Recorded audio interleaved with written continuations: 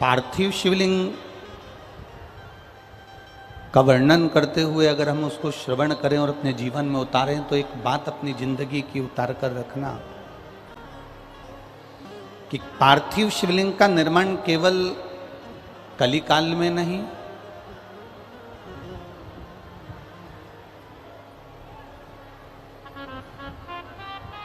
पार्थिव शिवलिंग का निर्माण केवल कलिकाल में नहीं, पार्थिव शिवलिंग का निर्माण केवल द्वापर में नहीं, पार्थिव शिवलिंग का निर्माण केवल त्रेता में नहीं, पार्थिव शिवलिंग का निर्माण सतयुग और जितने युग निकलते चले गए, जितने युग आते चले गए, जाते चले गए, इन सभी युगों में पार्थिव शिवलिंग का निर्माण देवता करते रहे। और केवल देव नहीं, देवता के साथ में गंधर्व हो, असुर हो, मनुष्य हो या संसार में निवास करने वाला एक साधारण से साधारण मानव क्यों ना हो, यह भी पार्थिव शिवलिंग का निर्माण करता रहा।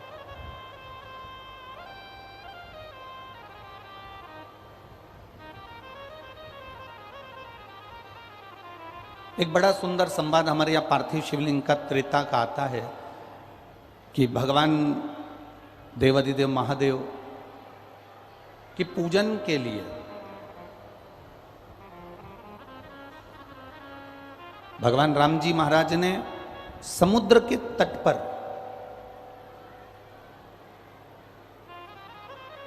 बैठकर एक बालू रेत का शिवलिंग का निर्माण किया और बालू रेत के शिवलिंग का निर्माण करा और उसका जो पूजन का क्रम प्रारंभ किया, ये मेरे राम जी ने संपूर्ण ब्रह्मांडवासियों को, संपूर्ण देशवासियों को, संपूर्ण सनातनियों को एक मार्ग प्रशस्त कर दिया कि पार्थिव शिवलिंग का निर्माण कर कर जब मेरे राम जी महाराज समुद्र को पार कर सकते हैं तो मेरे राम जी कहते हैं कि पार्थिव शिवलिंग का निर्माण कर कर इस भव सागर से भी पार हुआ जा सकता है। जब शरीर में ताप पड़ा और उसके शरीर को कंपन होने लगा, बुखार पड़ने लगा, शरीर को ताप होने लगा, बुखार पड़ने लगा, तब वो ठंड से कांपते हुए शरीर के ताप के कारण वो शंकर भगवान के एक शिवालय में प्रवेश कर गए। ये हमारी शिव महापुराण का कथा का महत्तम हमें वर्णन कर रहा है। शिव महापुराण की कथा का महत्तम हमसे कर रहा है।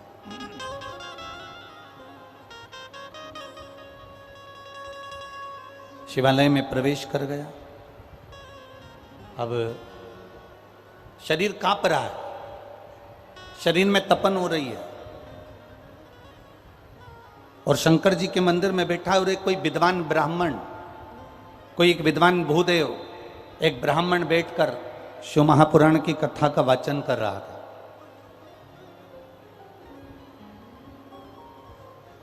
अब इसके शरीर में तो ताप पड़ा, इसके शरीर में तो कष्ट पड़ा, इसके शरीर में तो कष्ट हो रहा है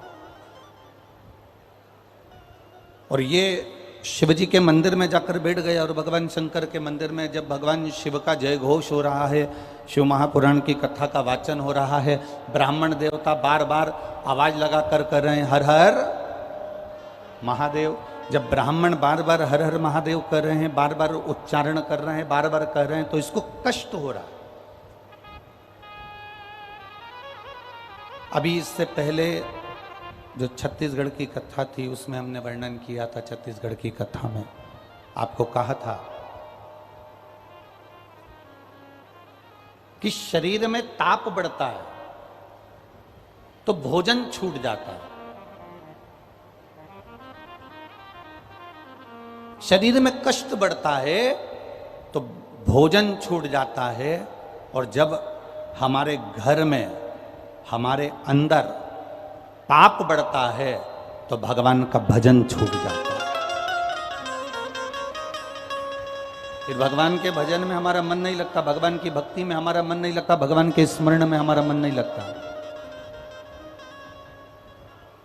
आप रोज मंदिर जा रहे हैं, रोज शिवालय जा रहे हैं, रोज भगवान के मंदिर पहुंच रहे हैं, रोज भगवान की भक्ति में पहुंच रहे हैं, रोज देवादिदेव महादेव को एक लोटा जल समर्पित करने के लिए पहुंच रहे हैं। और जिस दिन हफ्ते में, 2 हफ्ते में, महीने में, 15 दिन में, जिस दिन 2, 4, 15 दिन में आप मंदिर ना जा पाए, किसी कारणवश आप मंदिर ना पहुंच पाए, शिव जी को एक लोटा जल ना चढ़ा पाए, भगवान शंकर का गुणगान ना कर पाए, जिस दिन आप भगवान की भक्ति में डूब ना पाए, उस दिन अपने आप में एक बैठकर विचार करना कि मैंने ऐसा कौन सा कर्म कर दिया कि आज मैं देवादिदेव महादेव का दर्शन नहीं कर पा रही हूँ। मैंने कौन सा कर्म कर दिया जो मैं महादेव की कथा में नहीं पहुंच पा रही हूँ। मैंने कौन सा कर्म कर दिया जो मैं भगवान शंकर का गुणगान नहीं कर पा रही हूँ। मैंने कौन सा कर्म कर दिया जो मैं शिव तत्व को प्राप्त नहीं कर पा रही हूँ। जब शरीर में ताप बढ़ता है, शरीर में कष्ट बढ़ता है, शरीर में रोग बढ़ता है, तो हमारा भोजन छूट जाता है। और जब घर में, परिवार में, हमारे अंदर जब पाप बढ़ने लगता है, तो भगवान का दरवाजा छूट जाता है, भगवान का द्वार छूट जाता है। ये हमारे पाप की वृद्धि जब होती है, पाप जब बढ़ता है, तो हमको लगता है कि हमारा भजन छूट गया, हमारा स्मरण छूट गया, हमारी भक्ति छूट गई, हमारा मंत्र जाप छूट गया, हमारा नाम जाप छूट गया। जितने आए हो कथा में और जितने आस्था चैनल पर सुन रहे हो और जितने पंडालों में, ये जितने पंडाल लगे हुए हैं, आप जितने पंडालों में भरे हुए बैठे हो, जितने आप कथा के पंडाल में बैठे हो, एक अनुभव करिएगा अपनी जिंदगी का, एक स्मरण करिएगा अपनी जिंदगी का।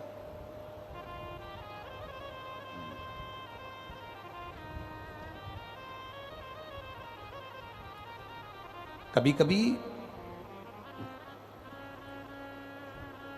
बहुत बड़ा एक्सीडेंट हो जाता है और इस एक्सीडेंट में भी अगर आप बच गए, कभी कभी बहुत बड़ी बीमारी आ जाती है और उस बीमारी में भी आप संभल गए, कभी कभी बहुत बड़ा तकलीफ आ गई और उस तकलीफ से भी अगर आप निकल गए, तो आप ये अनुभव करिएगा कि ये आपने जो पूर्व में देवादिदेव महादेव को एक लोटा जल चढ़ाया है, जो भगवान शंकर का गुणगान किया है, जो पार्थिव शिवलिंग का निर्माण किया है, जो भगवान की तुमने आराधना करी है, ये उसका फल है जिसके कारण आज हम सुरक्षित बैठे हुए। ये अनुभव अपने भीतर करिएगा कि ये उसकी कृपा से।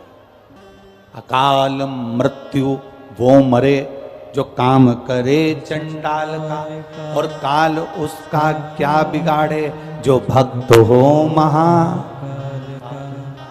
उसका काल बिगाड़ेगा।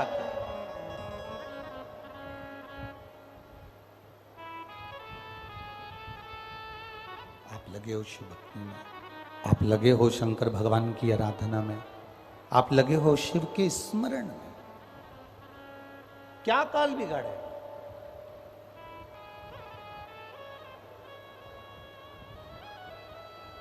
शिव कथा कह रही है, भगवान शंकर का संवाद कर रहा है।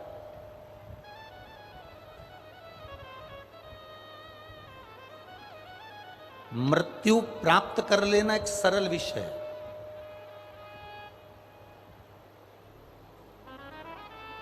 पर भजन कर कर, मंत्र जाप कर कर, भगवान की भक्ति को धारण कर कर अपने प्राणों को त्याग देना और मोक्ष पा लेना, ये एक अलग विषय है।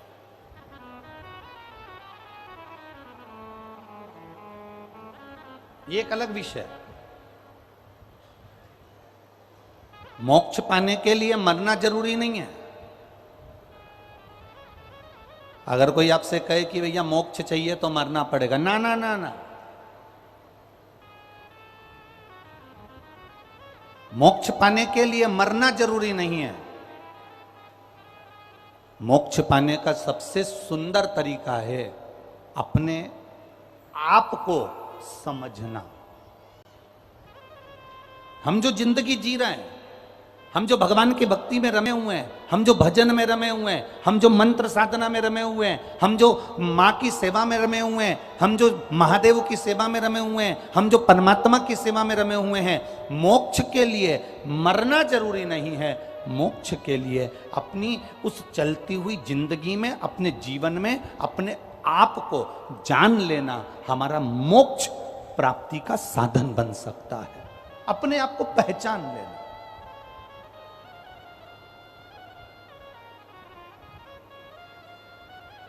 बचपन गया, जाने दो।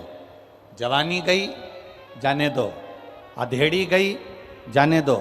पर जो बचा हुआ है हमारा बुढ़ापा, किसी की जवानी बची है, किसी की अधेड़ी बची है, किसी का बचपन बचा है, किसी का बुढ़ापा बचा है, हमें उसको साधना है।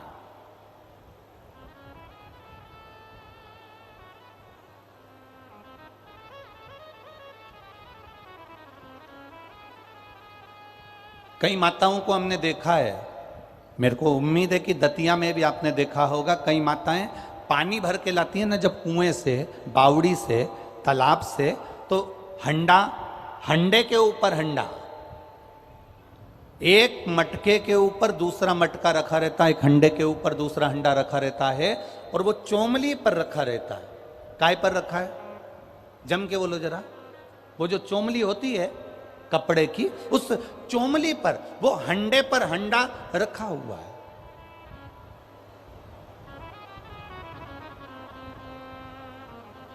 उसने वो हंडे को पकड़ा नहीं है।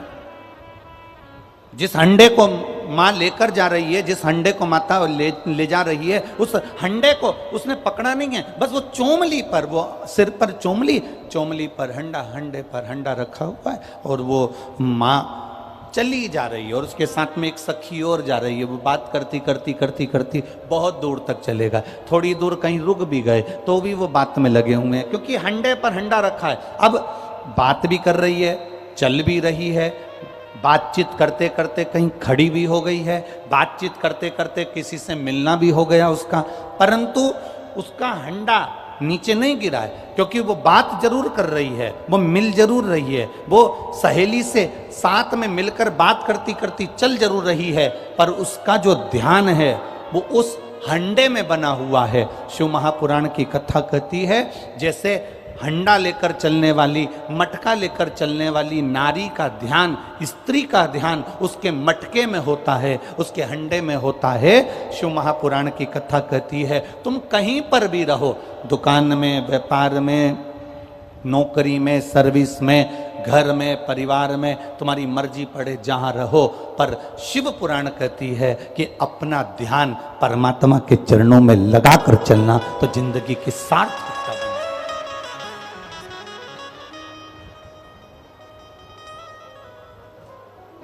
हम अपने ध्यान को रमाकर चले, हम अपने ध्यान को लगाकर चले। देवराज का ध्यान नहीं था शिव पुराण की ओर, देवराज का मन नहीं था शिव पुराण की ओर। बस देवराज तो देवराज,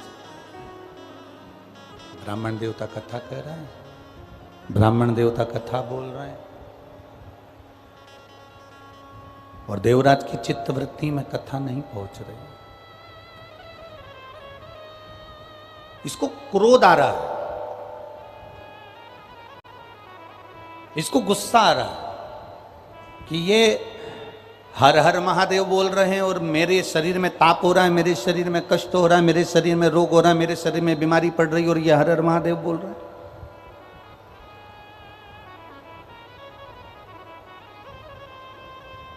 उठा देवराज और भवन से, मंदिर से बाहर निकल गया। मंदिर से बाहर, और मंदिर से बाहर जाकर बेलपत्री के वृक्ष के नीचे बस थोड़ी देर बैठा ही था। उतनी देर में देवराज के प्राण छूट गए, और देवराज को लेने के लिए देवाधिदेव महादेव नंदी को लेकर आए और देवराज को लेकर जाने लगे। तो देवराज के अंदर संशय उत्पन्न हो गया।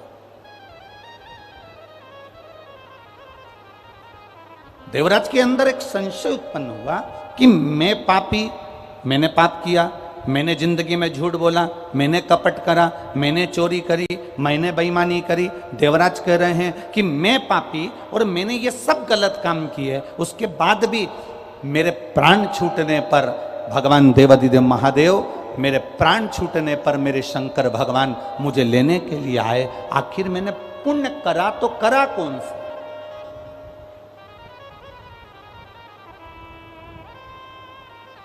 ऐसा पुण्य है कौन सा?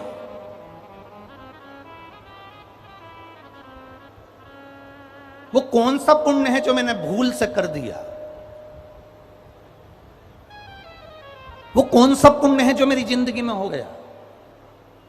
कभी आप भी अनुभव करना, दिन भर मोबाइल पर झूठ बोलते हो, दिन भर कहीं ना कहीं गलत काम हो जाता है, किसी ना किसी की निंदा हो जाती है, किसी ना किसी के लिए अपशब्द बोल जाते हो। एक बार कथा में हमने आप लोगों से कहा था, टीवी के माध्यम से आपने सुना होगा कि मोबाइल आया तो उसने बहुत सारी चीजों को समाप्त कर दिया। मोबाइल बहुत सारी चीज,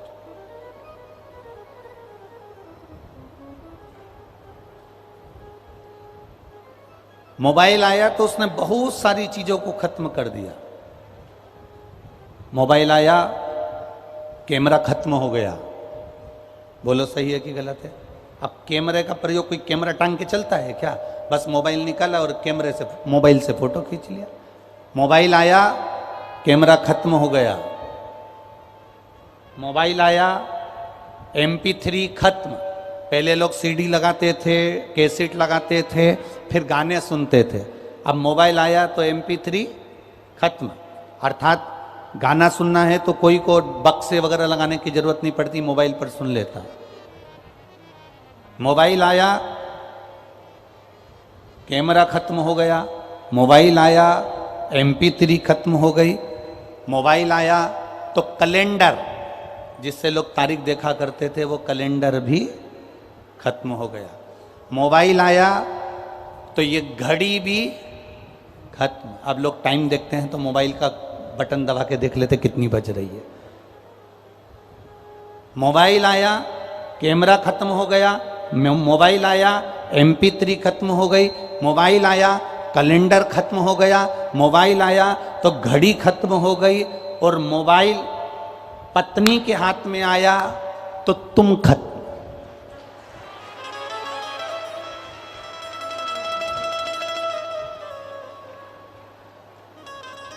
केवल कैमरा खत्म नहीं हुआ है, केवल घड़ी खत्म नहीं हुई है, केवल कैलेंडर खत्म नहीं हुआ है, केवल MP3 खत्म नहीं हुआ है। जिस दिन भूल से अगर मोबाइल पत्नी के हाथ में आ गया, फिर तो दतिया वाली माता ही बचा ले तो बचा ले, तो बाकी के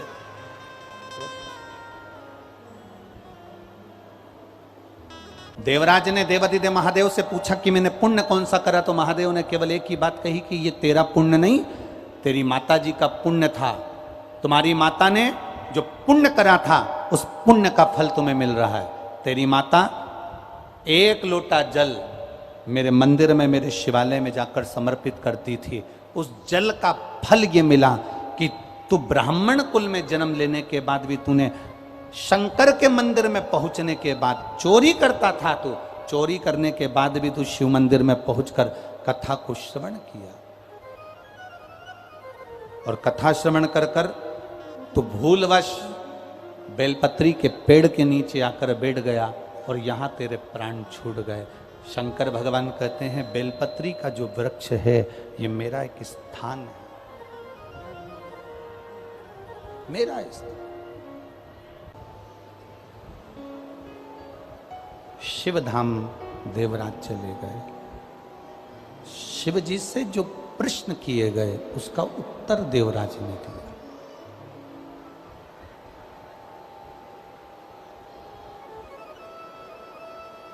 देवराज की जो माता जी थी, देवराज की जो माँ थी, उनका नियम बड़ा प्रबल था। एक नियम जब हम अपनी जिंदगी में लेकर चलते हैं तो उसका फल जरूर मिलता है। एक कोई सा भी नियम हमने अपनी जिंदगी में बना लिया कि हमको शिव जी के मंदिर जाना है, एक लोटा जल चढ़ाना है, या शंकर जी के मंदिर में जाकर झाड़ू लगाना है, पोछा लगाना है, या सेवा करना है, उसका फल जरूर मिलता है। एक पत्र आया है, उस पत्र में उन्होंने वर्णन किया,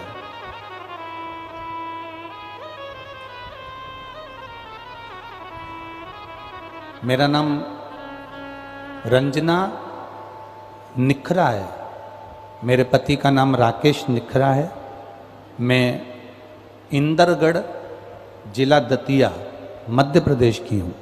कहीं बैठी हो तो हाथ हिला सकती हैं, कहीं पर बैठी हो तो अपना हाथ हिला सकती हैं। मेरा नाम रंजना निखरा है, मेरे पति का नाम राकेश निखरा है, मैं इंदरगढ़ जिला दतिया मध्य प्रदेश की हूँ। आप ही हैं? दोनों हाथ ऐसे हिला दो एक बार। एक लोटे जड़ और शंकर भगवान के मंदिर में झाड़ू लगाने का क्या फल होता है गुरुदेव, मैं वर्णन करती हूँ। मेरा बड़ा बेटा 22 वर्ष का है और छोटा बेटा 20 वर्ष का है। बड़े बेटे का नाम देव निखरा है और छोटे बेटे का नाम शिव निखरा है। मेरे दोनों बेटे 22 वर्ष का और 20 वर्ष का 2019 से सरकारी नौकरी के लिए तैयारी कर रहे थे। कई बार परीक्षा दी लेकिन सफलता नहीं मिली। सब लोग कहते थे इनकी उम्र छोटी है, अभी यार क्या नौकरी के लिए अप्लाई करना। पर मेरे बच्चों ने ठान ली थी कि माँ सरकारी नौकरी करना है। मेरी बड़ी ननंद ने फोन कर कर कहा कि टीवी पर कथा आती है, तुम सुना करो। कथा सुनना प्रारंभ करी, पशुपति व्रत करना प्रारंभ करा, शिवजी को एक लोटा जल चढ़ाना प्रारंभ करा।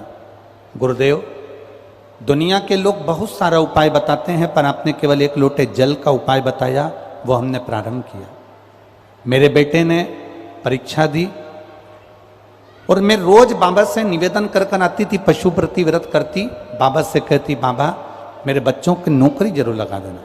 और बाबा की ऐसी कृपा हुई गुरुदेव, आज मेरे दोनों बेटों की सरकारी नौकरी 13 मई 2023 को लग गई है। मेरा एक बेटा सहायक लेखा परीक्षा अधिकारी के पद पर चयनित हो गया और दूसरा बेटा पोस्ट ऑफिस में बाबा की कृपा से ऑफिसर के पद पर लग गया। मैं प्रणाम करने के लिए ये शिव का दोनों हाथ हिला दो बहन एक बार, हाँ एक बार दोनों हाथ हिला दो। बधाई आपको बहुत बहुत। हर हर महादेव। शिव तत्व इसी को कहते हैं। आप जितने बैठे हो दिल से अगर कथा सुनी है, 5 दिन की शिव महापुराण की कथा यदि आप पीताम्बरा माता की गोद में बैठकर दिल से सुन रहे हो तो यह विश्वास मानकर चलना कि 3 महीने में अगला पत्र आपका व्यासपीठ पर होगा, यह निश्चित। एक नियम बनाकर, हम भी तो अपनी जिंदगी में कोई नियम बनाए। देवराज की माता जी ने नियम बनाया था शंकर जी के मंदिर में जाने का। बेटा ब्राह्मण कुल में, ब्राह्मण होने के बाद चोरी में लग गया, गलत काम में लग गया, वेश्यावृत्ति में लग गया, जुए में लग गया, गलत संगत में पड़ गया और गलत काम में लगने के बाद उस वो बेटे ने अपनी जिंदगी बर्बाद कर ली।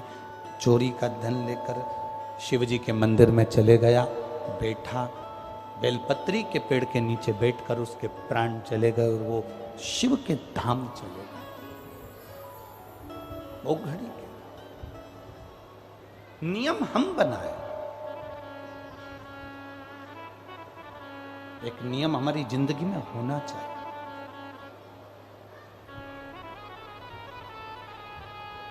और जब नियम हमारी जिंदगी में होंगे तो ये निश्चित है कि परमात्मा की कृपा जरूर होगी। बोल बम का नारा है, इतने धीमे बोलोगे तो कल्याण तुम्हारा है। जरा दम के तो बोलो, बोल बम का नारा है। बाबा एक सहारा, हम उसके सहारे क्यों नहीं जीते? हम परिवार में रहें, कुटुंब में रहें, नाते और रिश्तों में रहें, हम अपने घर में रहें।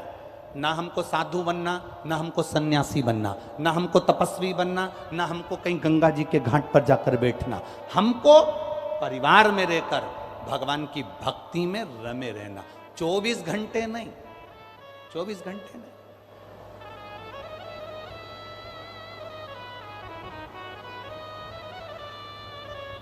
जितना समय मिले हमारे को उतना समय हम परमात्मा।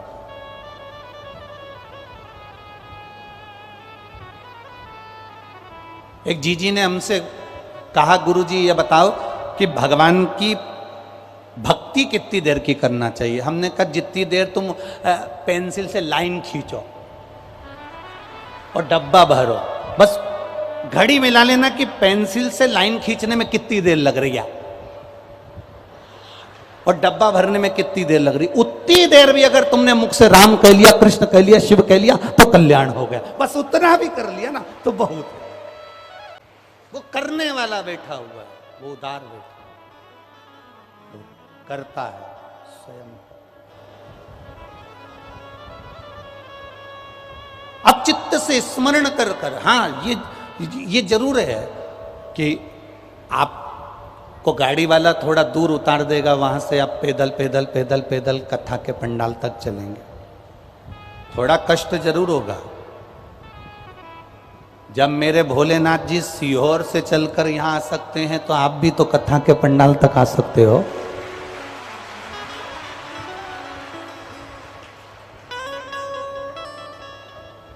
एक पानी का पाउच भी अगर आपने किसी को दिया है, एक बिस्कुट का पुड़ा भी आपने किसी को दिया है, अपने घर से रोटी का टिफिन बनाकर लाई और कथा सुनने वाली पड़ोसन को अगर प्रेम से मुंह झूठा करा दिया है, तो अंदाजा लगा कर बैठना कि मेरा बाबा कितना देगा। वो लिख के जरूर रखना कि कितना प्रदान करने वाला। शिव अपने पास नहीं रखते, शंकर दे देते हैं। शंकर अपने पास कुछ रखते ही नहीं। मंदोदरी रावण की धर्म पत्नी, रावण की धर्म पत्नी मंदोदरी और मंदोदरी की मां, मंदोदरी की मां, रावण की धर्म पत्नी मंदोदरी और मंदोदरी की जो मां है जिसका नाम है हेमा। क्या नाम है? जम के बोलो जरा। हेमा। मंदोदरी की माता जी का नाम क्या है? जम के बोलो जरा। हेमा। देखो, आप लोगों से खिलवाने का केवल एक कारण होता है कि आप लोगों को वो नाम स्मरण में बना रहे कि मंदोदरी की मां का नाम क्या था। तो मंदोदरी की मां का नाम क्या है? हेमा। ये शिवजी की परम उपासक थी और इसका जो पति था मय दानव, मंदोदरी का जो पिता था मय दानव, ये बहुत असुर प्रवृत्ति का था। अब हेमा का नियम था, मिट्टी लाती, उसमें माखन मिलाती, गाय का दूध मिलाती, थोड़ा सा गौ माता के गोबर को मिश्रण करती और उसमें थोड़ी सी भस्म मिलाकर मिट्टी को तैयार करती और हेमा शिवजी के शिवलिंग का निर्माण करती। जरा बहुत ध्यान देना,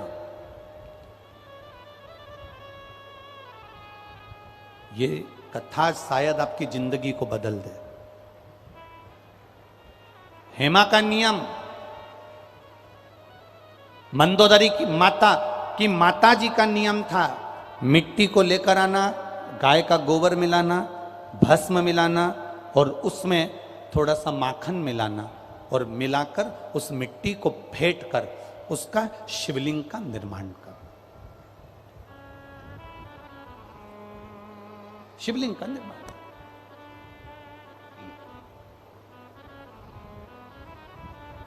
छोटी सी मंदोदरी, और मंदोदरी ने एक दिन अपनी माता जी से पूछ लिया था, मां अप्सरा थी हेमा?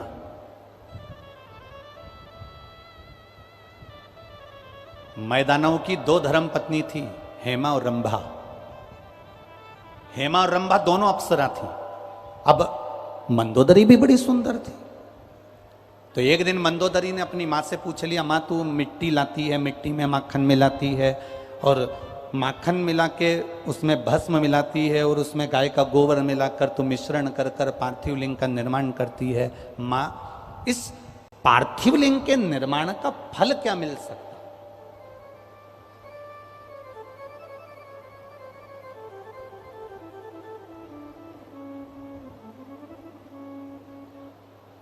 पार्थिव लिंग के निर्माण का फल क्या मिल सकता है?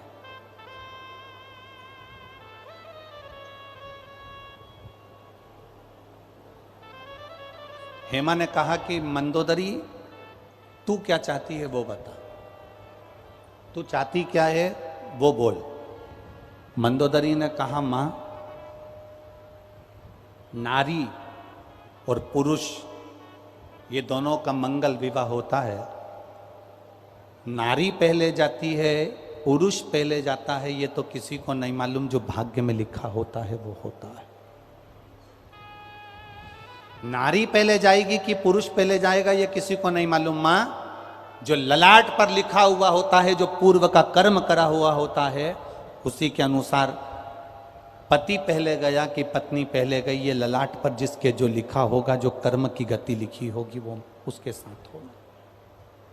पर मां, मैं इतना पूछना चाहती हूं, क्या नारी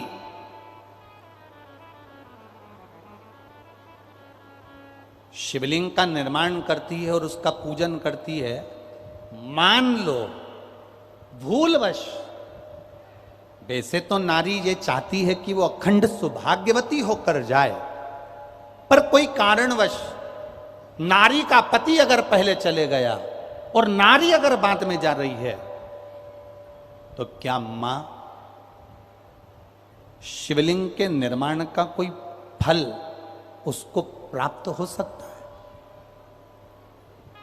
हेमा ने कहा, मैदानों की पत्नी हेमा अपनी बेटी मंदोदरी से कहती है, सुन मंदोदरी, पूरे आस्था चैनल पर जितने सुन रहे हो, जितने फेसबुक यूट्यूब पर सुन रहे हो, जितने लाखों की संख्या में इस दतिया में श्रवण कर रहे हो माँ पीताम्बरा की गोद में, ध्यान से सुनना। माँ हेमा अपनी बेटी मंदोदरी से कहती है, मंदोदरी सुन, शिवलिंग का निर्माण करने वाली नारी मान लो पहले चली गई तो अखंड सौभाग्यवती तो होती ही है, पर मान लो कर्म की गति के अनुसार अगर पति पहले चले गया और नारी अगर मान लो बेधव्य भी हो जाती है, तो हेमा कहती है वो नारी का जब अगला जन्म होता है तो वो 7 जन्म तक कभी विधवा नहीं होती है। 7 जन्म तक नारी वैधव्य धारण नहीं करती है। हेमा अपनी पुत्री मंदोदरी को कह रही है।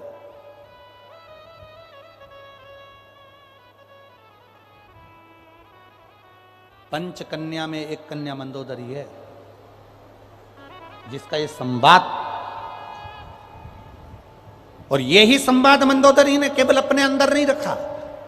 जब रावण ने मंदोदरी को पसंद करा और मंदोदरी ने अपनी माता से पार्थिव शिवलिंग के निर्माण का फल जान लिया, जब हेमा से पार्थिव शिवलिंग के पूजन के महत्व को मंदोदरी ने जान लिया, रावण के साथ उसकी शादी हो गई, चली गई वो लंका में। लंका में पहुंचने के बाद रावण सीता जी का हरण कर कर लेकर अशोक वाटिका में रख दिया।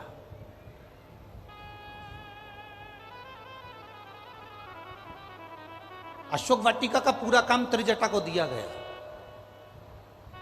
पूरा काम त्रिजटा को। और आपको कथा में कहा था, अभी छत्तीसगढ़ की कथा में, तिल्दा नेवरा की कथा में कहा था कि पूरी दुनिया में सारी देवियों के पूजन होती है, पर त्रिजटा जैसी असुर, त्रिजटा जैसी राक्षसी की पूजन काशी में साक्षी विनायक के मंदिर में आज भी होती है। शिवजी ने त्रिजटा जैसी राक्षसी को भी अपना काशी का निवास दिया, उसकी भक्ति के कारण, उसके विश्वास के कारण।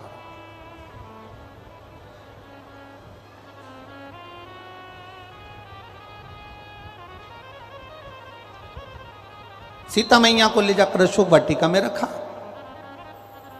अब माता जानकी जी अशोक वाटिका में थी। एक बार त्रिजटा ने मंदोदरी से बात करा, ताई जी क्योंकि त्रिजटा विभीषण की लड़की थी, तो अपनी बड़ी मां से कह रही है, बड़ी मां से, बड़ी मां, जिस जानकी जी को, जिस सीता जी को बड़े पिताजी ताऊ जी जिसको लेकर अशोक वाटिका में रखे हैं, वो कोई साधारण सी स्त्री नहीं है मां, वो साधारण सी नारी नहीं है मां, वो नारी कोई सहज नहीं है मां। मंदोदरी ने त्रिजटा से कहा, मेरा मन है एक बार सीता जी का दर्शन करने का, एक बार मेरा मन है कि मैं जानकी का दर्शन करूं, सीता जी का दर्शन करूं। ठीक है मां, आप चलिए मेरे साथ, मैं माता जानकी का आपको दर्शन करा देती हूं।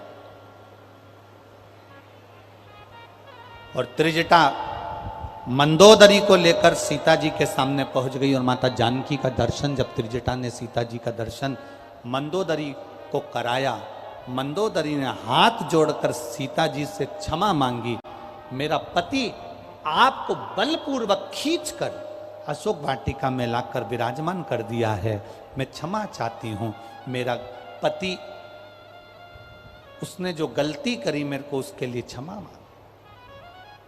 जानकी जी ने कहा, कोई बात नहीं, सबकी अपनी अपनी कर्मगति होती है मंदोदरी, कोई बात।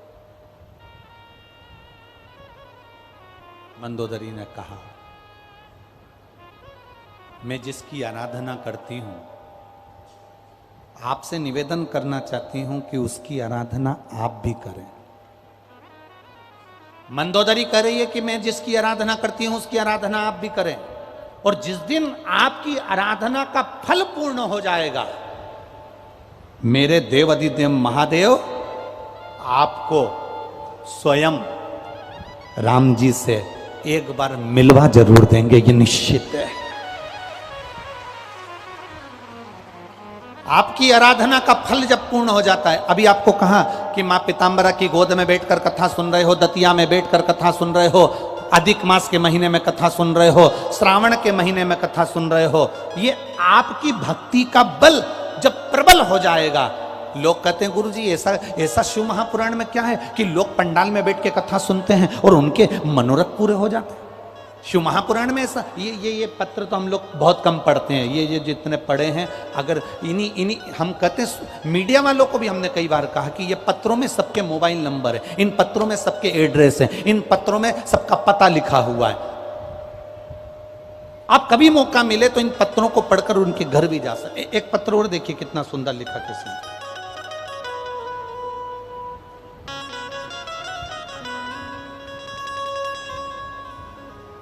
मैं वर्षा सोनी, जिला भिंड, गोहद की रहने वाली हूं।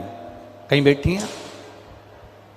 कहीं बैठी हो? आप ही हैं? दोनों हाथ हिला दो एक बार, वापिस हिलाओ हाथ एक बार। मैं वर्षा सोनी, जिला भिंड, गोहद की रहने वाली हूं। गुरुजी, मैं क्या वर्णन करूं? मेरे बेटे की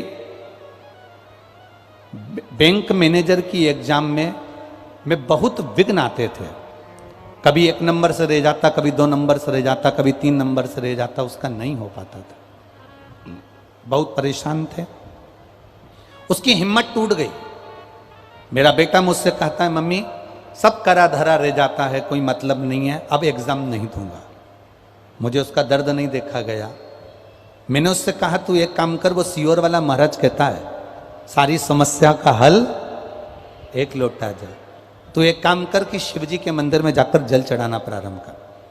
मेरा बेटा कहता है, माँ जल चढ़ाने से कुछ होता है क्या? एक बार कर तो, और अगली बार जब एग्जाम दे तो बेलपत्री में शहद लगाकर शंकर को चढ़ाकर जरूर जाना। सियोर वाला महाराज कहता है, मेहनत पूरी करना, कर्म पूरा करना, और उसके साथ में एक शहद की बेलपत्र जरूर लगाकर जाना। मैंने मेरे बेटे से कहा, एग्जाम का टाइम आया, बेटे ने दिन रात पढ़ाई करी और मैंने उसके हाथ में बेलपत्र दी, वो लगा कर गया। गुरुदेव, मैं बाबा का क्या वर्णन करूं, मैंने जो आपने शहद वाला बेलपत्र का प्रयोग करा था वो करवाया। आज मेरा बेटा बैंक मैनेजर के पद पर लग गया है, इसलिए मैं बाबा को यहाँ प्रणाम करने के लिए। ये शिव तत्व है, एक बार हाथ हिला दीजिए, हर हर महादेव। बैठिए। शिव तत्व की प्राप्ति इसी को कहते, औघड़ी इसी को कहते। ये दतिया वालों को, दतिया के निवासियों को, दतिया की भूमि को अगर मां पीतांबरा मिली है, दतिया की भूमि को मां ध्रुमावती मिली है, तो ये साधारण नहीं है। जो वनखंडेश्वर महादेव दतिया की भूमि पर विराजमान हैं, उनकी आराधना श्री स्वामी जी ने करी, उसका फल यहां पीतांबरा के रूप में मिला। शिव के बिना कुछ नहीं मिल सकता, शंकर के बिना कुछ नहीं है, कुछ भी नहीं। बद्रीनाथ हैं केदारनाथ के कारण, सोमनाथ हैं तो द्वारका है, रामेश्वरम है तो जगन्नाथ है। बिना शिव के कुछ नहीं। कपिलेश्वर महादेव हैं तो तिरुपति के बालाजी हैं, एक लिंग जी हैं तो नाथद्वारा के श्री जी बाबा हैं। बिना शिव का कुछ नहीं है, बिना शिव।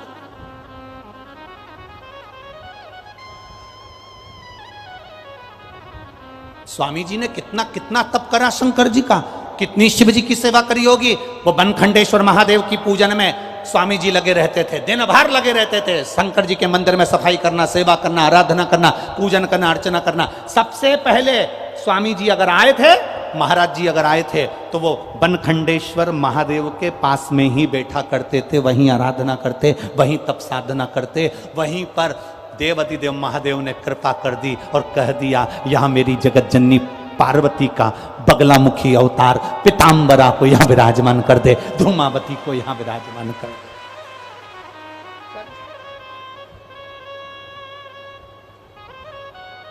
अरे भाग्यशाली हैं साहब, ये सहजता कहां, सरलता कहां।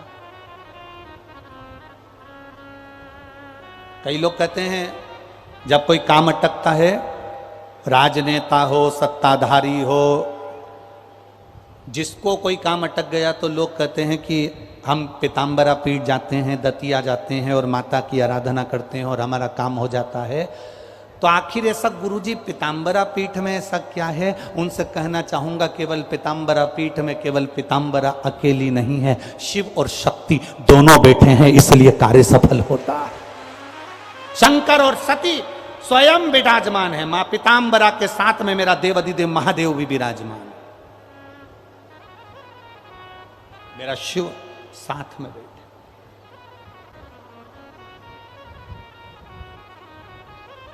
तेज गर्मी हो सकती है, धूप लग सकती है, पंडाल में जगह नहीं मिलेगी तो आप बाहर खड़े रह रहे हो, आपको धूप लग रही होगी, पर विश्वास मानकर चलना कि इस भूमि की कथा आपकी झोली कभी खाली नहीं रख सकती, भरकर भेजेगी। ये क्योंकि शिव और शक्ति की भूमि है। ये दतिया की भूमि शंकर और शक्ति की भूमि है। ये दतिया की भूमि केवल मां की अकेली भूमि नहीं, यहां शिव और शक्ति दोनों विराजमान है। बनखंडेश्वर भी बैठे हैं तो मां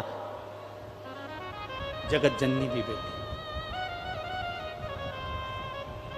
खाली कहां। सुनो सीता जानकी, अगर तुमने शिव जी की आराधना करी है तो मेरा देवाधिदेव महादेव जिसकी आराधना मैं करती हूं, अब वो महादेव तुमको एक बार राम जी का दर्शन, तुम्हारे पति का दर्शन जरूर कराए। तो सीता जी ने कहा मंदोदरी से कि रावण की कैद में मैं बंद हूं, राम जी अगर आएंगे तो मुझे लेने के लिए आएंगे और लेकर चले जाएंगे, विजय प्राप्त करेंगे और लेकर चले जाएंगे, युद्ध लड़ेंगे और लेकर चले जाएंगे, और आप कह रही हो कि उसके पहले राम जी का दर्शन हो जाएगा, ऐसा हो सकता है क्या? मंदोदरी मुस्कुराकर बोली, मेरी मां हेमा कहती थी पार्थिव लिंग का निर्माण करने पर, पूजन कर कर विसर्जन करने पर जो फल मिलता है वो साधारण नहीं मिलता है। तुम एक काम करो, जिस अशोक के वृक्ष के नीचे तुम बैठी हो, अशोक वाटिका में तुम बैठी हो, वहीं की मिट्टी कंकर को उठाकर उसका भी तुम स्पर्श कर लोगी और अपने इष्ट देव का स्मरण कर कर याद करोगी तो वो सुनता जरूर है। इसलिए कहते हैं कंकर में शंकर है, कंकर में शंकर। हमने पहले भी कथा में कहा, पूरे विश्व की भूमि को, पूरे विश्व की जमीन को, पूरे विश्व की भूमि को खोद कर देखिए, कोई मूर्ति मिले चाहे ना मिले, मेरा शंकर और कंकर उस भूमि में जरूर मिलेगा, ये निश्चित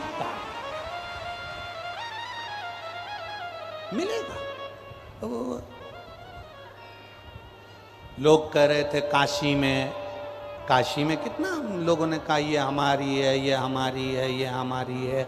और जब रिसर्च वाले पहुंचे और चेक करने पहुंचे और सब पुरातत्व विभाग वाले पहुंचे और धीरे धीरे धीरे धीरे धीरे धीरे जब चेक करना प्रारंभ करा तो देवाधिदेव महादेव खुद प्रकट होकर कहते हैं कि ये ज्ञान वापी मेरी है। स्वयं शिव कह रहा है, स्वयं ओघड़दानी कह रहा है। शिव के जितने भक्त होते हैं, शंकर के जितने उपासक होते हैं, शंकर की आराधना करने वाले जितने होते हैं, शिव तत्व को प्राप्त करने वाले कितने होते हैं, वो सब ऐसे शंकर भगवान की चमक क्या कम है। कर्पूर गौरम करुणावतारम संसार सारम, कितने सुंदर मेरे महादेव, कितने सुंदर। एक बार गणेश जी ने शंकर जी से कह दिया था, पिताजी 24 घंटे भस्म रमा के रहते हो, भस्म लपेट के रहते हो, कभी एक बार मुझे आपका असली रूप दिखा दो ना। शंकर भगवान बोले बेटा रेन दे, अब बेटा के नहीं है, मेरे को तो देखना है, तुम चलो मेरे साथ। शंकर भगवान ने खूब मना करा पर गणेश जी नहीं माने। गणेश जी नहीं माने तब बाबा भोलेनाथ जी गणेश जी को लेकर चले गए गंगा जी में। जो भोलेनाथ जी ने डुबकी लगाई और डुबकी लगाकर जैसे भोलेनाथ जी निकल कर बाहर आए, गणेश जी देखते ही उनके हजारों मुख हो गए, हजारों आंख हो गई गणेश जी की और चक्कर खाने लगे गणेश जी महाराज, इतने सुंदर। तुरंत गणेश जी ने शंकर जी के चरण पकड़कर कहा तुम तो जैसे थे वैसे ही हो जाओ। शिव जी ने पूछा कैसे? भस्म लपेटो। अब शंकर भगवान भस्म नहीं लगा रहे, गणेश जी ने अपनी सूंड में भस्म भरकर भोलेनाथ जी पे छोड़ी, हाथ से शंकर भगवान को भस्म लगा रहे भगवान गणेश जी। तो शंकर जी ने पूछा ऐसा क्यों कर रहा है? शंकर भगवान से गणेश जी महाराज बोले आप बड़े सुंदर हो पर मेरी माता पार्वती से ज्यादा सुंदर हो, इसलिए मेरी माता से ज्यादा सुंदर मैं किसी को देख नहीं सकता, मेरी जान जल रही, इसलिए तुम वैसे ही हो जाओ जैसे थे। शिव जी वापिस वैसे ही हो गए, भस्म रमा। कितने सुंदर है मेरे बाबा की कोई और।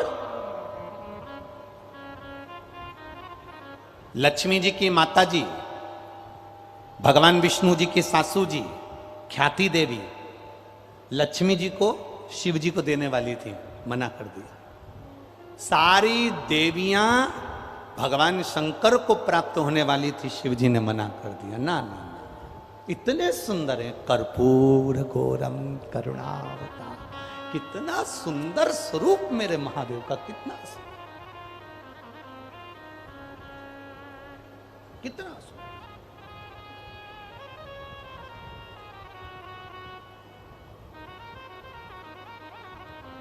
एक स्वरूप की व्याख्या तुम मांगो, सीता जी से कहा तुम मांगो। जानकी जी ने कहा कि मैं ना तो मेरे पास में जल है, ना पूजा की थाली है, ना मेरे पास में कुछ है, मैं अपने आराध्य की पूजन तुम कर रही हो कि करो, क्या करूं? कंकर शंकर है ना, कंकर शंकर है ना, बहुत है।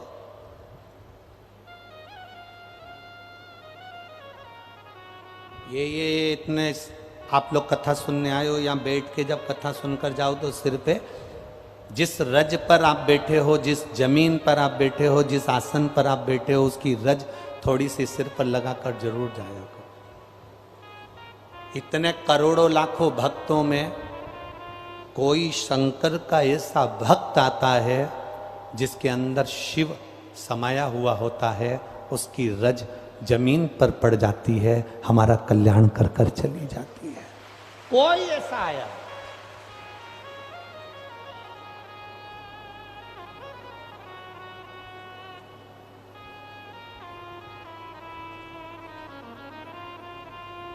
एक भक्ति का बल बढ़ जाए।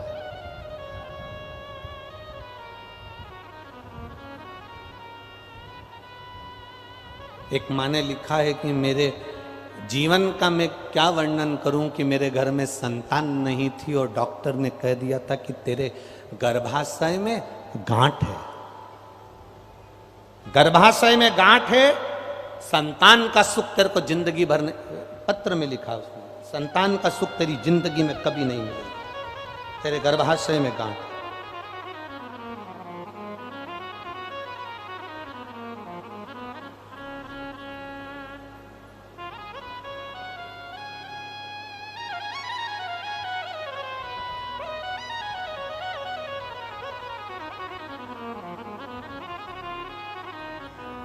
शुभांगी बरसैया छतरपुर मध्य प्रदेश से कहीं बैठी हैं शुभांगी जी, बरसिया छतरपुर मध्य प्रदेश से कहीं बैठी हो तो हाथ हिला सकती हैं शुभांगी जी, अगर कहीं बैठी हो। दिख गई क्या? ऐसा हाथ हिला तो एक बार दिख जाओगी दीदी। हाँ ठीक है।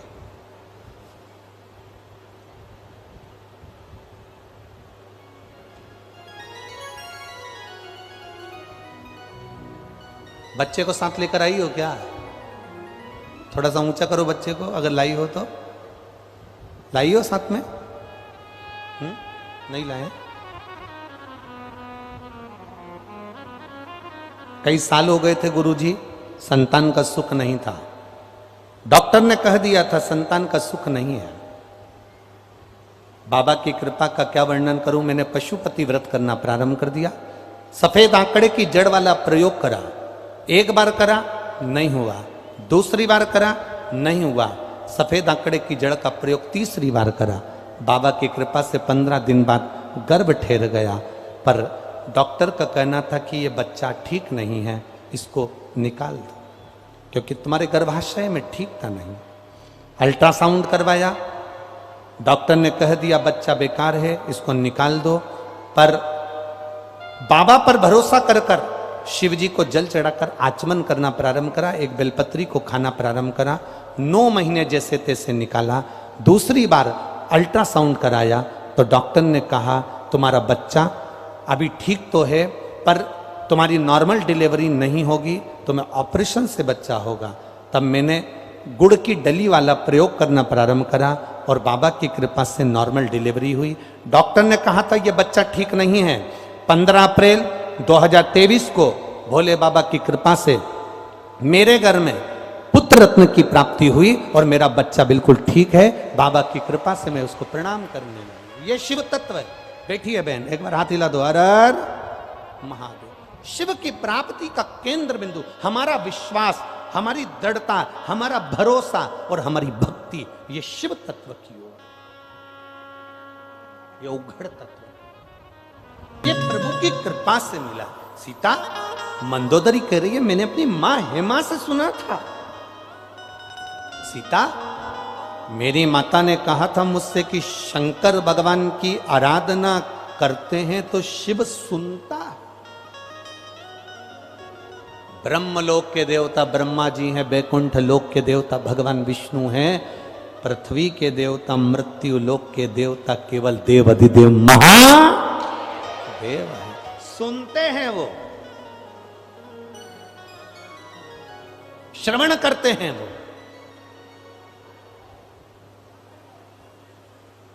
मेरे पास ना पूजा की थाली है, ना लोटा है, ना कलश है, ना मेरे पास में धूप बत्ती, ना अगरबत्ती, ना दिया, ना मेरे पास में कोई वस्तु। क्या शिव राजी हो जाएंगे? मंदोदरी ने सीता जी से कहा शंकर राजी हो जाएंगे बिना पूजा की थाली के, बिना पूजन के सामान के?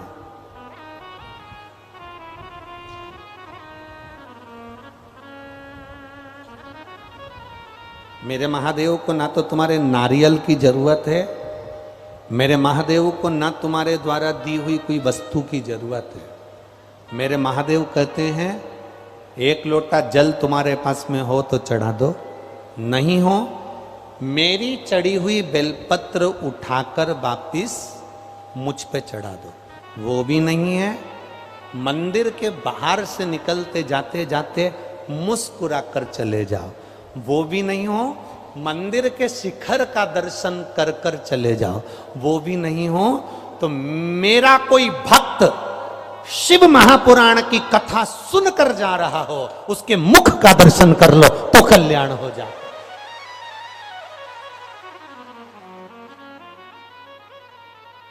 शंकर का कोई भक्त निकल कर जा रहा है, उसकी मुख का दर्शन। शिव महापुराण में लिखा है, विद्येश्वर संहिता में, शिव महापुराण के विद्येश्वर संहिता में लिखा है, श्री शिवाय नमस्तुभ्यम, बोलने वाले के मुख का दर्शन कर लिया जाए तो हजारों अश्वमेध यज्ञ का फल प्राप्त हो जाता है, मात्र उसके मुख का दर्शन कर लिया। विद्येश्वर संहिता शिव महापुराण में लिखा।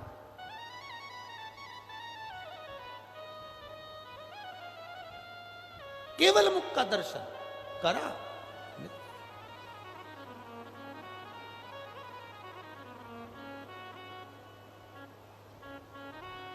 गर्भ में जो बच्चे मर जाते हैं, गर्भ से निकलकर जो बच्चे मर जाते हैं, अधोगति में जो बच्चे चले जाते हैं, इनकी जो गर्भ में मरे, अधोगति में मरे, कुंवारी अवस्था में मरे, जो कुंवारी अवस्था में मरते हैं, जिनकी शादी नहीं हुई और कुंवारे मर जाते हैं, इनके ना तो इनके लिए स्वर्ग होता है ना इनके लिए नरक होता है, ये बीच में लटकते रहते हैं।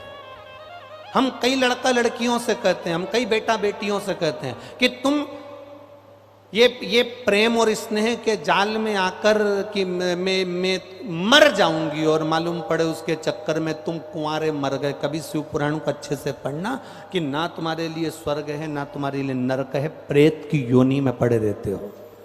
जो जीव कुंवारी अवस्था, स्वयं शिव पुराण में लिखा है, अर्जुन का बेटा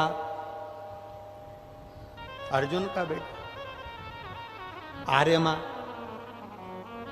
जब भगवान कृष्ण ने बुलवाया बलि देने के लिए, तो ये कथा हमने कई बार कही, आप लोगों ने सुनी होगी। आर्यमा ने आकर कहा, अर्जुन का बेटा अरावण, आर्यमा नहीं अरावण ने आकर कहा, और अर्जुन का बेटा अरावण कहता है भगवान कृष्ण से, अगर मैं कुंवारा मर गया तो ना तो मैं बैकुंठ जाऊंगा ना मैं नरक जाऊंगा, पहले मेरी शादी कर दो फिर मेरी बलि चढ़ा दो। कुरुक्षेत्र की देवी को प्रसन्न करने के लिए बलि चढ़ाना है ना, पहले मेरी शादी कर दो फिर बलि चढ़ा दो। आरावण कह रहा है, आरावण ने कहा मेरी बलि चढ़ा दो, मना नहीं, पर पहले मेरी शादी कर दो। एक रात्रि के लिए कौन पिता अपनी बेटी की शादी करेगा? एक रात्रि के लिए कौन पिता, कौन बाप अपनी बेटी को कन्यादान करेगा? कोई नहीं मिला। तब भगवान कृष्ण, क्योंकि भगवान नारायण ब्रह्मा जी की बनाई हुई सृष्टि पर किन्नरों पर हंस दिए थे, किन्नरों पर हंसे थे, इसलिए भगवान शंकर जी ने कहा था, नारायण तुम इन किन्नरों पर हंसे हो, इसलिए तुमको मृत्यु लोक में जाकर एक बार किन्नर बनना पड़ेगा। जब आरावण की मृत्यु का समय आया और उसको बलि देना थी, तब आरावण ने कहा मेरी शादी कर दो। भगवान ने सोचा शादी किससे करूं? अर्जुन नकुल सहदेव पूरी रात लड़की ढूंढते रहे, नहीं मिली। तब भगवान कृष्ण किन्नर बने और भगवान कृष्ण की शादी आरावण के साथ में हुई। आज भी किन्नर की शादी होती है इसलिए वो मंगलसूत्र पहनते हैं, आज भी किन्नर की शादी होती है इसलिए मांग भरते हैं, आज भी किन्नर की शादी होती है इसलिए पाँव में बिछुड़ी पहनते हैं।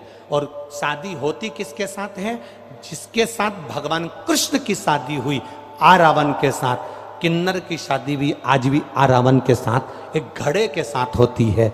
आरावण के साथ भगवान कृष्ण की शादी करना पड़े। कुंवारा मरने वाले को ना तो स्वर्ग मिलता है ना नरक मिलता है। गर्भ में कोई बच्चा मर गया, गर्भस्थ कोई बच्चा मर गया, जन्म लेने के बाद कोई बेटा बेटी मर गए, कुंवारी अवस्था में कोई चले गए, उनकी मुक्ति कैसे होए? तो स्वयं तुम रुका जी से चंचुला देवी ने प्रश्न करा था कि जो अधोगति में मर जाते हैं उनकी मुक्ति कैसे होगी? तुम रुका जी ने कहा उसकी मुक्ति का एक साधन है, कभी कोई भूलवश शिव महापुराण की कथा सुनकर कोई निकल कर जा रहा हो और जिस मार्ग से निकल कर जाता है उस मार्ग में जितने घर पड़ते हो, उस घर में जितनी नारियां रहती हो, पुरुष रहते हो, उनके गर्भ से कोई बच्चा मर गया, उनके घर में कोई कुंवारा मर गया, उस गांव में अगर कोई कुंवारा मर गया तो उसके निकल कर जाने से उसके शरीर की जो तरंग निकलती है उससे उन जीवों की गति हो जाती है, उनकी मुक्ति हो जाती है। अब आप लोग इतनी संख्या में कथा सुनने के लिए आए हो, यहां से जाओगे, ऑटो में बैठोगे, गाड़ी में बैठकर अपने गांव, अपने घर, अपने मोहल्ले, अपनी कॉलोनी में जाओगे। आसपास में तुमको नहीं मालूम कि किसके गर्भ में बच्चा शांत हो गया, कौन कुंवारा मर गया, कौन एक्सीडेंट से मर गया, कौन कैसा मर गया, पर तुम्हारे जाने ही से, तुम्हारे शरीर की तरंग से, शिव महापुराण की कथा सुनकर जब जाते हो, तुम्हारे शरीर की तरंग से जीवों का कल्याण हो जाता है। अब लाखों की संख्या में आप आए हो तो ना जाने कितनों का कल्याण तुम करते हुए चले जाओगे। ये पुण्य तुम्हारे खाते में आया, ये पुण्य तुम्हारे खाते में पहुंच गया। मंदोदरी ने कहा, मेरी अपनी माँ से पूछा, सुना था कि शंकर की आराधना के लिए कुछ भी नहीं हो तो बस उसको याद कर लो, उसका स्मरण कर लो, बोल बम का नारा है बाबा एक सहारा है, उसका स्मरण, उसका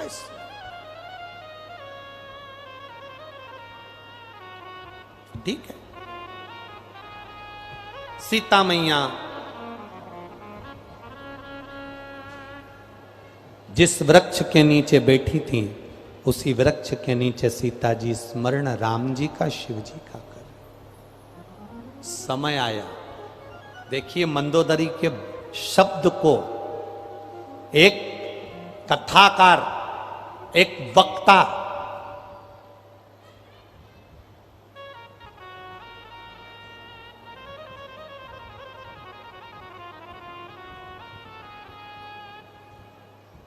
वक्ता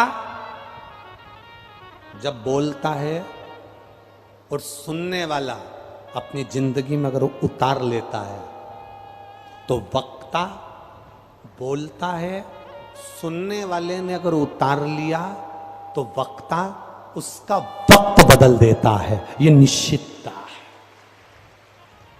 आपने सुना, आपने उतार लिया, आपका वक्त बदल गया।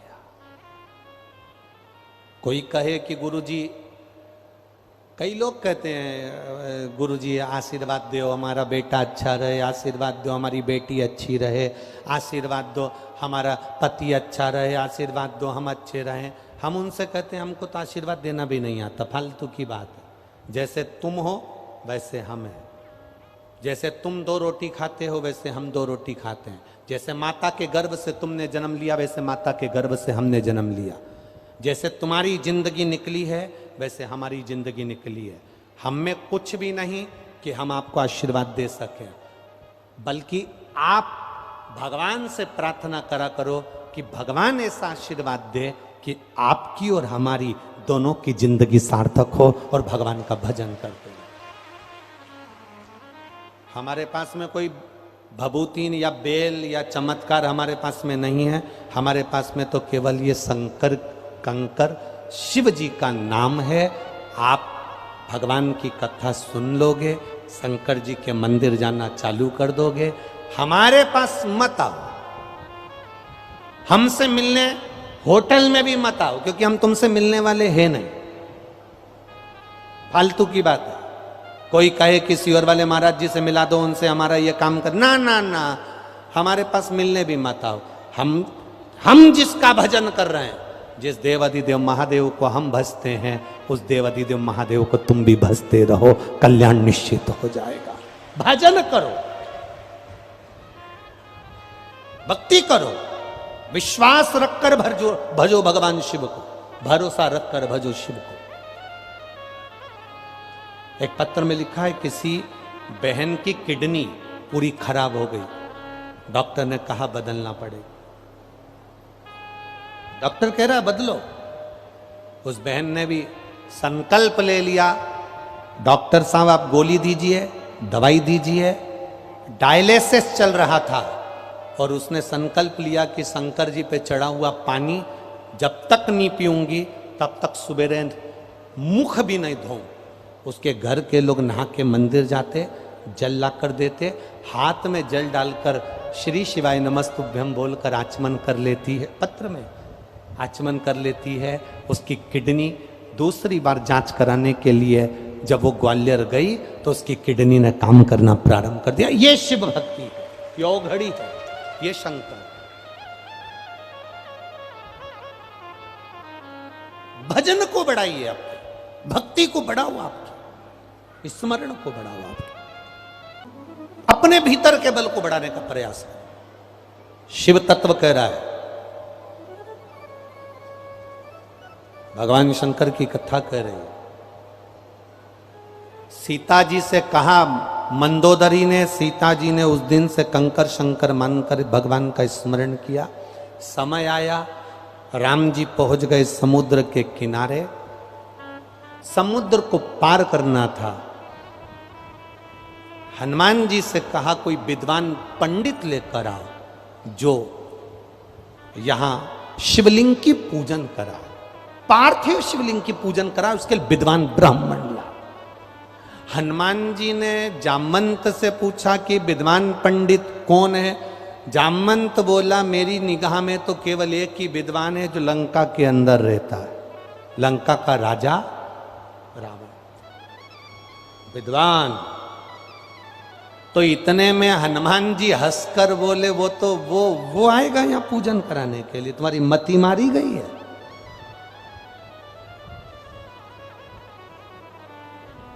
जामवंत बोले, हनुमान वो नहीं आएगा, मैं जानता हूं, पर उसकी जो धर्म पत्नी है ना मंदोदरी, वो पत्नी नहीं है, वो धर्म पत्नी है। पत्नी और धर्म पत्नी में जमीन और आसमान का अंतर होता है। पत्नी वो होती है जो पति को मायके ले जाती है। पत्नी वो होती है जो पति को शॉपिंग मॉल ले जाती है। पत्नी वो होती है जो पति को मार्केट ले जाती है। पत्नी वो होती है जो पति को कपड़े की दुकान ले जाती है। पत्नी वो होती है जो पति को सुनार की दुकान ले जाती है। पत्नी वो होती है जो पति को घुमाने फिराने गोवा ले जाती है। पर धर्म पत्नी वो होती है जो पति को सिंहापुराण तक ले आती। वो धर्म पत्नी जो मां पिताम्बरा तक लेकर आए, भगवान के दर्शन कराने ले जाए, संतों के दर्शन कराने ले जाए, वो धर्म पत्नी है। आपसे भी निवेदन है, 5 दिन की कथा में एक दिन धर्म पत्नी बनने का प्रयास करना। धर्म पत्नी का फर्ज है अपने पति को मार्ग दिखाना। जामवंत ने कहा, मंदोदरी धर्म पत्नी है। हनुमान जी जाओ मंदोदरी के पास जाना, कह देना पार्थिव शिवलिंग की पूजन कराना। मंदोदरी की मां हेमा ने पार्थिव शिवलिंग पूजन का महत्व ऐसा बता दिया कि मंदोदरी बिना अपने पति को भेजे मान ही नहीं सकती। जाओ जा, ठीक है।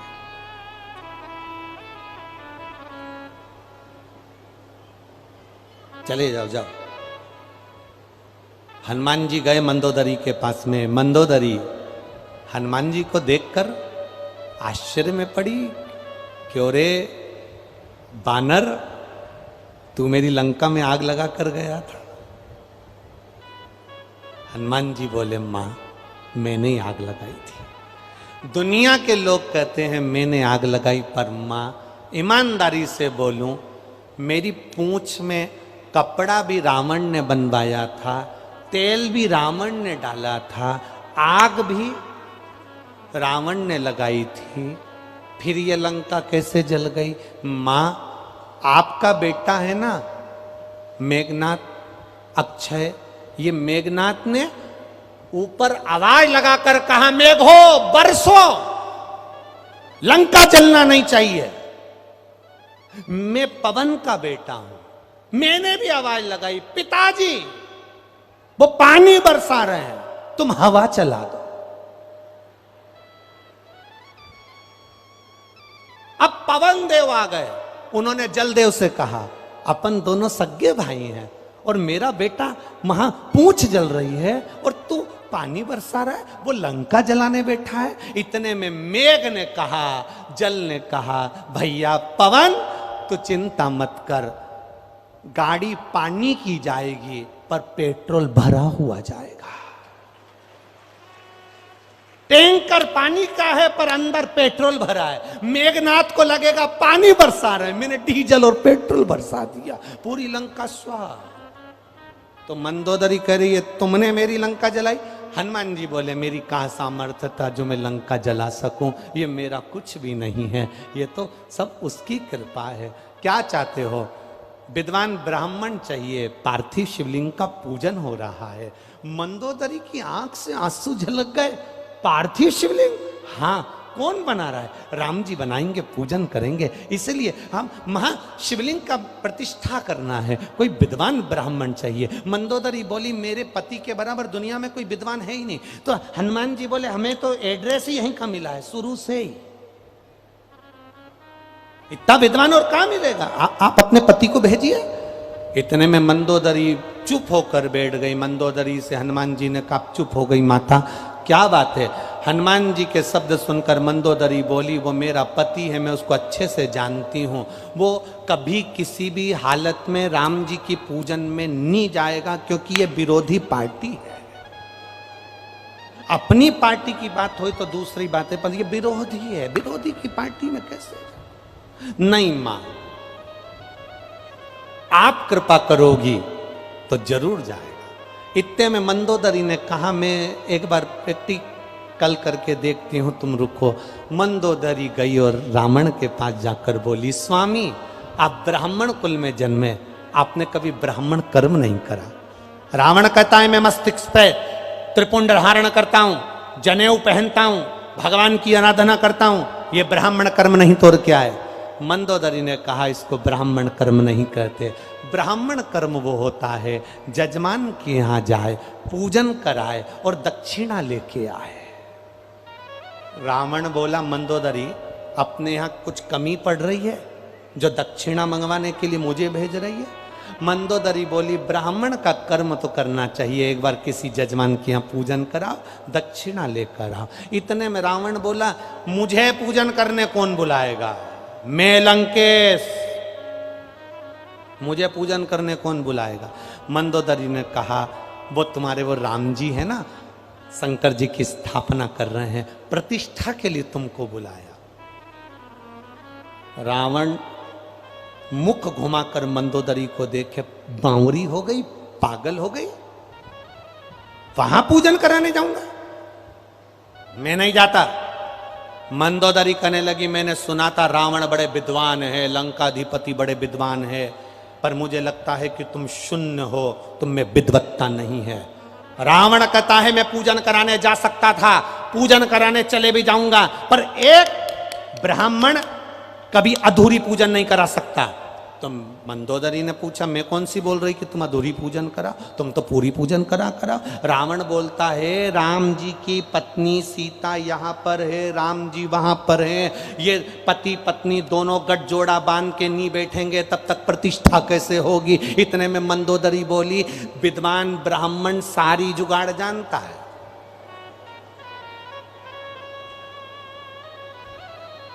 लोग कहते हैं जब गर्भ में बच्चा रहता है तो नारियल दे के पूजन में बिठा देते, सुपारी दे के बिठा देते, तो तुम भी तो कुछ करो। रावण ने कहा सीता को राम जी के पास जाना पड़ेगा और वहां बैठकर पूजन करना पड़ेगी। अब सीता जा सकती है क्या? मंदोदरी कहने लगी उसकी जवाबदारी मेरी है, तुम तैयारी करो। रावण ने सिर के मुकुट को जमीन पर रखा, क्योंकि राम से मिलने के लिए अहंकार का मुकुट नीचे रखना पड़ता है, इसलिए जमीन पर रखकर फिर चला। मंदोदरी ने सीता जी से कहा चलो मेरे साथ। डोली सजाई, सीता जी को साथ लिया, लंकाधिपति रावण की साक्षी में, हनुमान की साक्षी में सीता जी राम जी के पास पहुंच गई। सीता जी जैसे ही राम जी के सम्मुख में बैठी, गठजोड़ा बांधकर, गठजोड़ा बांधते से ही रावण ने तुरंत कहा मुहूर्त अच्छा चल रहा है, बताओ शिवलिंग की प्राण प्रतिष्ठा करना है, शिवलिंग क्या तुम्हारे पास में है? क्या तुम्हारे पास शिवलिंग है? राम जी ने हनुमान जी से कहा, जाओ हनुमान, कैलाश पर जाना, देवादिदेव महादेव से कहना कि तुम्हारा ज्योति स्वरूप लिंग दे दीजिए, ज्योतिर्लिंग दे दीजिए, जाओ। हनुमान जी कैलाश पर पहुंच गए और कैलाश पर जब हनुमान जी पहुंचे तो वहां देखा तो शंकर जी गायब थे, मिल ही नहीं रहे थे। अब शंकर को शंकर ढूंढ रहे हैं, हनुमान जी भी शंकर और भोलेनाथ भी शंकर, नहीं मिले, ढूंढ रहे। हनुमान जी वहीं बैठ गए, आएंगे कभी तो आएंगे। शिव जी आए, पूछा क्या चाहिए? आपका ज्योतिर्स्वरूप चाहिए। शंकर भगवान ने अपना शिवलिंग दे दिया, ले जाओ। हनुमान जी को आने में देरी हो रही, लंका का राजा रावण बोल रहा है पूजन चालू करना है, जल्दी करो जल्दी करो जल्दी करो। मंदोदरी पीछे बैठी थी, उस मंदोदरी ने सीता जी से कह दिया, अरे सीता बना पार्थिव शिवलिंग। सीता जी ने कहा मेरे पति ने हनुमान जी को भेजा है शिवलिंग लेने के लिए। मुहूर्त निकल रहा है, रावण कहने लगे एक क्षण बच्चा है।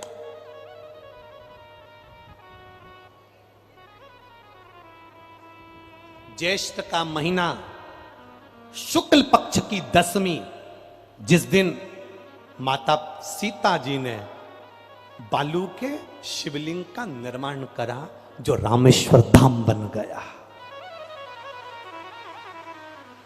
शिवलिंग का निर्माण करा, रावण ने देखा मुहूर्त निकल रहा है, जल्दी पूजन करो जल्दी पूजन करो। हनुमान जी को आने में देरी थी, पूजन चालू हो गई। पूजन चालू हुई, पूजन होने के बाद में हनुमान जी आ गए। हनुमान जी ने कहा मैं शिवलिंग लाए और आपने पूजन कर दी, थोड़ा इंतजार तो करते। राम जी बोले ये रावण कह रहा था कि विद्वान पंडित जी कह रहे थे कि मुहूर्त निकल रहा है इसलिए कर दी। अब हनुमान जी बोले मैं ये शिवलिंग का क्या करूं, कुछ भी करो, इस शिवलिंग को तो मैं यहीं पे रखूंगा। तो इतने में तुरंत राम जी ने कहा तेरी मर्जी हो तो ये सीता जी ने जो शिवलिंग बनाया है बालू रेत का पार्थिव शिवलिंग, इसको हटा दे, तेरा शिवलिंग रख दे।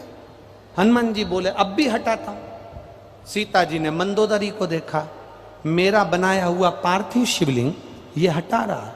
मंदोदरी बोली मेरी माँ हेमा ने कहा था शिवलिंग जब स्त्री बनाती है, शिवलिंग जब पुरुष बनाता है तो शिवलिंग बनाते समय उसके शरीर का जो तेज पुंज है वो शिवलिंग में आ जाता है। सीता तूने जितनी भजन करा होगा तेरा तेज पुंज इस शिवलिंग में आ गया, तो चिंता मत कर, हनुमान को अपना दम लगान दे। हनुमान जी ने अपनी पूंछ से सीता जी के बनाए हुए शिवलिंग को लपेट लिया, खींचना चालू करा, क्योंकि खींचने वाला भी महादेव था और बैठा भी महादेव था, उठ ही नहीं रहा।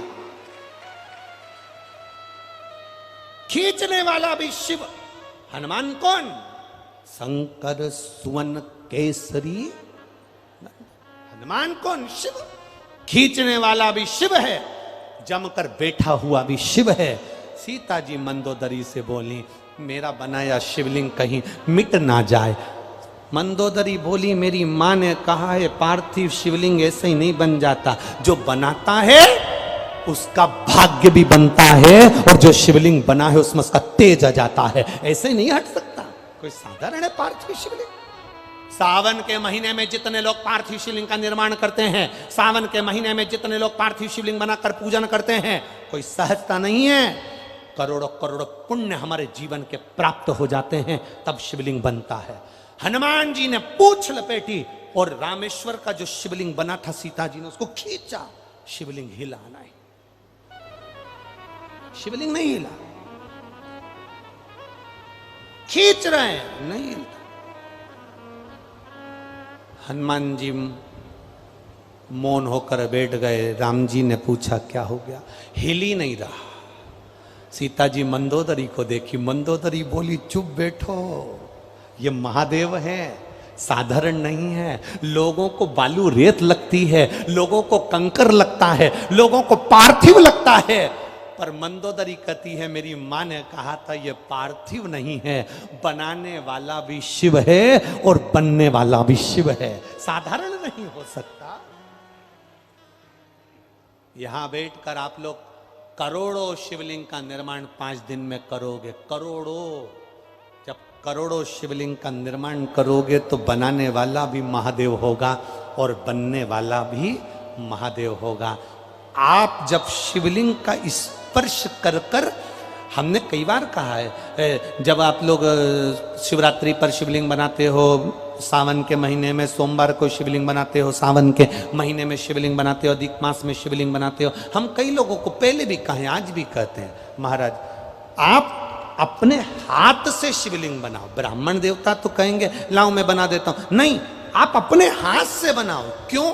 ये सारी जो भाग्य की रेखा है ना, जब शिवलिंग बनाते हो, हमारे हाथ की जो बेकार रेखा है, दुख की रेखा है, हमारी कहीं बेकार किस्मत की रेखाएं होती हैं, शिवलिंग बनाते समय वो रेखाएं भी श्रेष्ठ हो जाती हैं और हमारा भाग्य बदल देती हैं। हनुमान जी नहीं उठा पाए, राम जी से कहा आप कृपा करिए। शिव जी की कृपा का भाव देखिए। राम जी ने कहा तुम चिंता मत करो हनुमान, तुम्हारा लाया हुआ शिवलिंग सीता जी के बनाए हुए शिवलिंग के पास में ही रखूंगा। सीता जी का जो शिवलिंग, सीता जी ने पार्थिव शिवलिंग जो बनाया और लंकाधिपति रावण ने जो पूजन कराई, इसको लोग रामेश्वरम कहेंगे। और हनुमान तुम जिस शिवलिंग को लेकर आए हो, इसको हनुमतेश्वर कहेंगे। सुनो हनुमान, रामेश्वरम की पूजन करने वाला जो हनुमतेश्वर शिवलिंग का दर्शन नहीं करेगा, उस पर जल नहीं चढ़ाएगा, समझ लेना उसने जिंदगी में कभी किसी ज्योतिर्लिंग का दर्शन ही नहीं करा, उसका पुण्य विफल हो जाएगा। इसलिए तुम्हारे बनाए लाए हुए शिवलिंग का दर्शन मूल रहेगा। रामेश्वरम का दर्शन तो सीता जी ने बनाया इसलिए मूल है, पर तुम्हारा बनाया शिवलिंग भी मूल है। बोल हनुमतेश्वर महादेव की, वनखंडेश्वर महादेव की। मां का स्मरण कर आया। बिंदुक नामक ब्राह्मण के मरने पर चंचुला को तुमरुका जी ने शिव महापुराण की कथा श्रवण कराई। बड़े भाव से बिंदुक और चंचुला के आनंद में शंकर पार्वती ईश्वर जी गोरा जी बनकर पधार रहे हैं। जोरदार ताली बजाइए शंकर पार्वती जी के लिए। ईश्वर जी और गोरा जी गणा और गोर पधार रहे हैं। भाव के साथ में जोरदार ताली बजाकर स्वागत करिए ईश्वर जी गोरा जी का। बड़े भाव के साथ में आज कथा का प्रथम दिवस पूर्ण होता है। 4 दिन की कथा हो रही है। दतिया वालों, आपकी कथा हो रही है। दतिया वालों, अपने जीवन को धन्य बनाओ और मां पीताम्बरा की गोद में बैठकर शिव महापुराण की कथा का रस तत्व ग्रहण करें।